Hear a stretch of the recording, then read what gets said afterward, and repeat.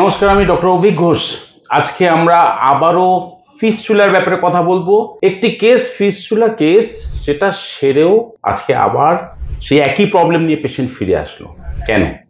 আজকে এই কেনটাকে খুঁজে বার করব। আমাদের ফল্ট, ট্রিটমেন্টের ফল্ট, না রোগটাই এরকম, না পেশেন্টের ফল্ট? আজকে কিন্তু এই একটা প্রবলেম যেটা নিয়ে সমস্ত ফিস্চুলা পেশেন্ট ভুগছে, যেটা কিনা সমস্যাটা বারে বারে রেকার করছে। একটা টাইম পর্যন্ত যে ডিসচার্জটা হচ্ছে সেটা বন্ধ হয়ে যাওয়ার পরেও বহুদিন পরে দেখা যাচ্ছে আবার রিভাইভ করলো। এই সমস্যা নিয়েই ফিস্চুলা পেশেন্টরা কিন্তু দিনের পর দিন ভুগছে। ভালো হচ্ছে, আবারও খারাপের দিকে যাচ্ছে। এনার ক্ষেত্রে কি প্রবলেম হয়েছিল যে আজকে 5 বছর বাদে পেশেন্ট আবার ফিরে আসলো? 2020 সাল আর 2021 সাল, 2020 থেকে 2021 একটি বছর একটু বেশি আমরা ওষুধ খাইয়েছিলাম, এবং সেই সময় উনি ইরেগুলার ছিলেন। তা সত্ত্বেও ওষুধ কাজ করেছিল, এবং আজকে দেখো 4 বছর 5 বছর ভালো আছে, কিন্তু আবার নতুন করে একই সমস্যা শুরু হয়েছে। তখন আমার আজকে যখন পেছনের পাতাগুলো ঘেটে দেখি যে হ্যাঁ, এখানে তোর বলাই আছে যে আমরা প্রথম বছর, সারা বছর, দ্বিতীয় বছর অ্যাটলিস্ট 6 বার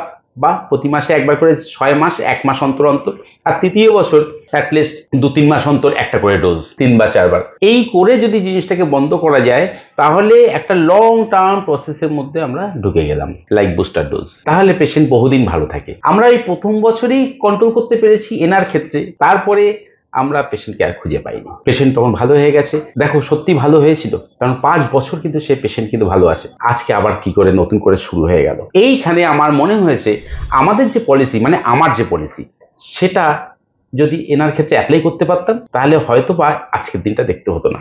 এইবার মনে হচ্ছে যে আমরা সঠিক ছিলাম, যে কেন অযথা পেশেন্ট ভাববে যে আমি তো সেরে গেছি, তার সত্ত্বেও আমি অযথা কেন আমি ওষুধ খাওয়াচ্ছি, ডাক্তার ওষুধ খাওয়াচ্ছে, কেন খাওয়াচ্ছে? আজকে এইটাই দেখানোর যে কেন বলছি অযথা নয়। মেডিসিন এইভাবে যদি বিনা প্রবলেমে আমরা যদি আরো একটু টেনে দিতে পারি তাহলে আমার মনে হয় জিনিসটা লং টার্মের জন্য ভালো। আরো একটা ব্যাপার, আমরা কেন ওষুধটাকে কন্টিনিউ করতে বলছি?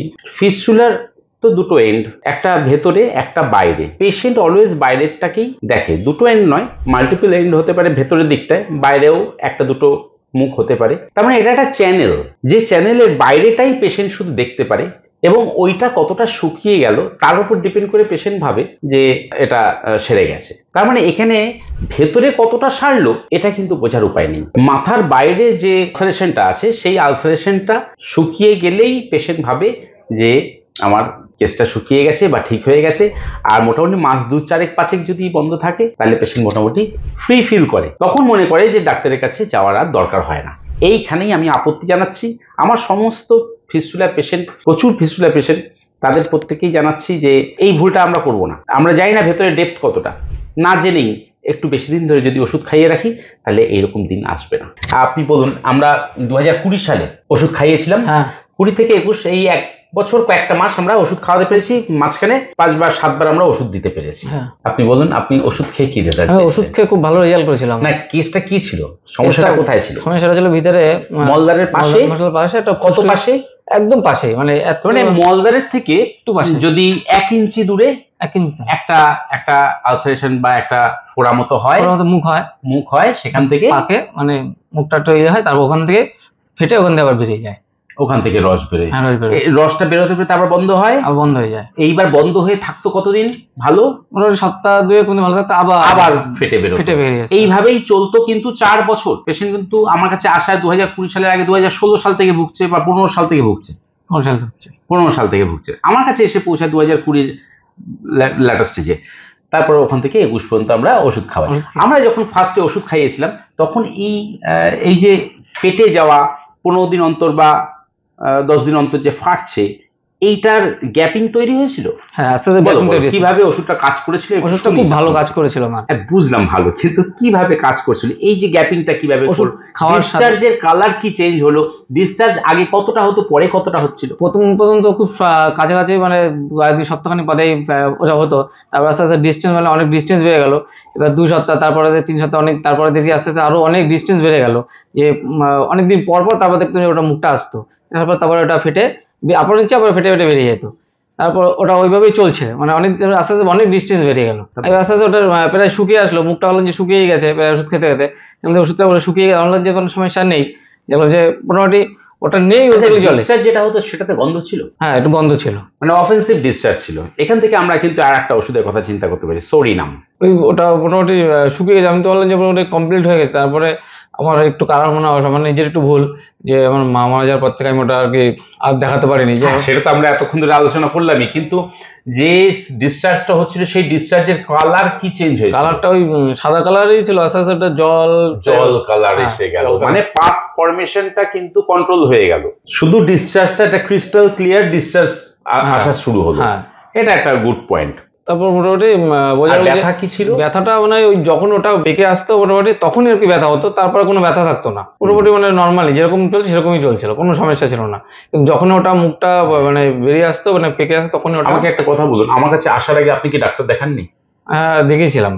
তাতে রেজাল্ট কি ছিল? তাকে আমাকে বলেছিল অপারেশন করতে হবে। হ্যাঁ, এটা তো অপারেটিভ কেস। আমি বললাম অপারেশন করতে, আমি বললাম যে না অপারেশন করতে হবে। আমাকে একজন বলেছিল ডাক্তার যে অপারেশন করলে পরে তোমার যে ওটা হয়েছে তা তুমি কখনোই বেগ আসলে ধরে রাখতে পারবে না, ঠিক আছে। এবার আমি ওই ভয়তে আমি যে না সব সময় এটা সত্যি নয়, কিন্তু আমি বললাম যে আমার তাহলে তো সমস্যা, আমার কাজ বাজে অবস্থা, কখনো বেগে আমি রাখতে পারবো। আমি ভাবলাম যে না, তাহলে আমি ডাক্তারবাবুর কাছে যেখানে আমি খেয়ে অপশন যাবে মানে ভালো থাকি, যে কোনো ওষুধ খেলে আমি যেটা ভালো থাকি সেখানে গিয়ে আমি আগে দেখাবো। কোথায়? সেটা আপনার এখানে। ও আচ্ছা আচ্ছা, ঠিক আছে। তারপরে যাই হোক, এরকম ভাবে আপনি গতবার মিটিয়ে ফেলেছেন। এই 5 বছরের মধ্যে কোন ডিসচার্জ হয়েছিল? হ্যাঁ মাঝখানে একটু হয়েছিল, হয়তো ওই 2-3 বার এরকম হয়েছে, হয়তো তো দেখলাম যে আবার ফুলের এক মাস আগে। হ্যাঁ 1-2 মাস আগে। 1-2 মাস হয়েছে আবার, ওই জন্য আবার এখন কি ডিসচার্জ স্টার্ট হয়েছে? না এখন আর হচ্ছে না।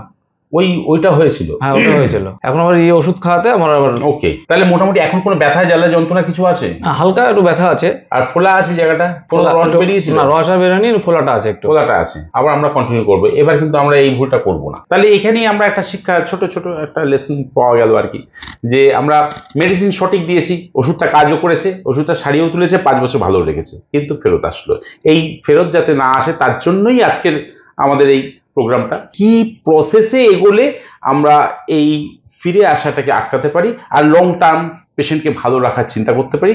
সেটা হচ্ছে প্রথম বছর আমরা মোটামুটি সারা বছরই ওষুধ খাওয়াই, দ্বিতীয় বছর অ্যাটলিস্ট 6টি মাস 1 মাস অন্তর অন্তর মানে ওষুধ খাইয়ে গ্যাপ দেওয়ার চেষ্টা করেছিলাম আমি।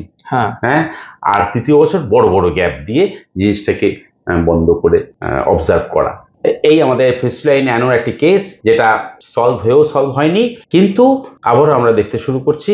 এটা আশা করি এবছরটা আমরা একটু কন্টিনিউ করব, তাতে মোটামুটি পেশেন্ট আবার আগের জায়গায় ফিরে যাবে, ভালো হয়ে যাবে, এই আশাই রাখি।